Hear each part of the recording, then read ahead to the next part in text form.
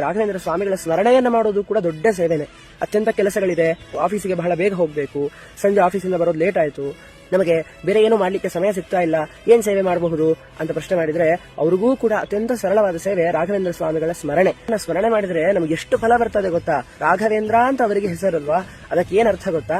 ಅಘಂ ದ್ರಾವಯತೆ ಯಸ್ಮಾತ್ ವೇಂಕಾರೋ ವಾಂಛಿತ ಪ್ರದಃ ರಾಘವೇಂದ್ರ ಯತೆ ಸಸ್ಮಾತ್ ಲೋಕೆ ಖ್ಯಾತೋ ಭವಿಷ್ಯತಿ ಅಂತ. ಅಘ ಅಂತಂದ್ರೆ ಪಾಪಗಳು, ರಾ ಅಂತಂದ್ರೆ ಓಡಿಸಕ್ಕಂಥವ್ರು ಅಂತ. ಪಾಪಗಳನ್ನ ಓಡಿಸ್ತಾರೆ, ನಮಗೆ ಏನೇ ಭಯ ಬಂದ್ರು ಅದನ್ನು ಓಡಿಸ್ತಾರೆ.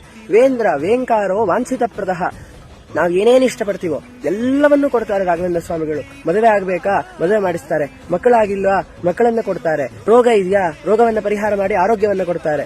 ಹೀಗೆ ಏನೇನು ಬೇಕೋ ಎಲ್ಲವನ್ನೂ ಕೊಡ್ತಾರೆ ನಮ್ಮ ರಾಘವೇಂದ್ರ ಸ್ವಾಮಿಗಳು. ಹಾಗಾಗಿ ಆ ರಾಘವೇಂದ್ರ ಸ್ವಾಮಿಗಳ ಸ್ಮರಣೆ ಮಾಡಿದರೆ ಸಾಕು, ಅದೇ ಒಂದು ದೊಡ್ಡ ರಾಘವೇಂದ್ರ ಸ್ವಾಮಿಗಳ ಸ್ಮರಣೆಯನ್ನ ಮಾಡೋದು ಕೂಡ ದೊಡ್ಡ ಸೇವೆನೆ. ಅತ್ಯಂತ ಕೆಲಸಗಳಿದೆ, ಆಫೀಸಿಗೆ ಬಹಳ ಬೇಗ ಹೋಗಬೇಕು, ಸಂಜೆ ಆಫೀಸಿಂದ ಬರೋದು ಲೇಟ್ ಆಯ್ತು, ನಮಗೆ ಬೇರೆ ಏನು ಮಾಡ್ಲಿಕ್ಕೆ ಸಮಯ ಸಿಗ್ತಾ ಇಲ್ಲ, ಏನ್ ಸೇವೆ ಮಾಡಬಹುದು ಅಂತ ಪ್ರಶ್ನೆ ಮಾಡಿದ್ರೆ ಅವ್ರಿಗೂ ಕೂಡ ಅತ್ಯಂತ ಸರಳವಾದ ಸೇವೆ ರಾಘವೇಂದ್ರ ಸ್ವಾಮಿಗಳ ಸ್ಮರಣೆ ಮಾಡಿದ್ರೆ ನಮ್ಗೆ ಎಷ್ಟು ಫಲ ಬರ್ತದೆ ಗೊತ್ತಾ. ರಾಘವೇಂದ್ರ ಅಂತ ಅವರಿಗೆ ಹೆಸರಲ್ವಾ, ಅದಕ್ಕೆ ಏನ್ ಅರ್ಥ ಗೊತ್ತಾ? ಅಘಂ ದ್ರಾವಯತೆ ಯಸ್ಮಾತ್ ವೇಂಕಾರೋ ವಾಂಛಿತ ಪ್ರದಃ ರಾಘವೇಂದ್ರ ಯತೆ ಸಸ್ಮಾತ್ ಲೋಕೆ ಖ್ಯಾತೋ ಭವಿಷ್ಯತಿ ಅಂತ.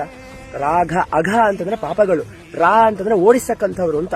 ಪಾಪಗಳನ್ನ ಓಡಿಸ್ತಾರೆ, ನಮಗೆ ಏನೇ ಭಯ ಬಂದ್ರು ಅದನ್ನು ಓಡಿಸ್ತಾರೆ. ವೇಂಕಾರೋ ವಾಂಛಿತ ಪ್ರದಃ, ನಾವ್ ಏನೇನು ಇಷ್ಟಪಡ್ತೀವೋ ಎಲ್ಲವನ್ನೂ ಕೊಡ್ತಾರೆ ರಾಘವೇಂದ್ರ ಸ್ವಾಮಿಗಳು. ಮದುವೆ ಆಗ್ಬೇಕಾ, ಮದುವೆ ಮಾಡಿಸ್ತಾರೆ. ಮಕ್ಕಳಾಗಿಲ್ವಾ, ಮಕ್ಕಳನ್ನ ಕೊಡ್ತಾರೆ. ರೋಗ ಇದೆಯಾ, ರೋಗವನ್ನ ಪರಿಹಾರ ಮಾಡಿ ಆರೋಗ್ಯವನ್ನ ಕೊಡ್ತಾರೆ. ಹೀಗೆ ಏನೇನು ಬೇಕೋ ಎಲ್ಲವನ್ನೂ ಕೊಡ್ತಾರೆ ನಮ್ಮ ರಾಘವೇಂದ್ರ ಸ್ವಾಮಿಗಳು. ಹಾಗಾಗಿ ಆ ರಾಘವೇಂದ್ರ ಸ್ವಾಮಿಗಳ ಸ್ಮರಣೆ ಮಾಡಿದರೆ ಸಾಕು, ಅದೇ ಒಂದು ದೊಡ್ಡ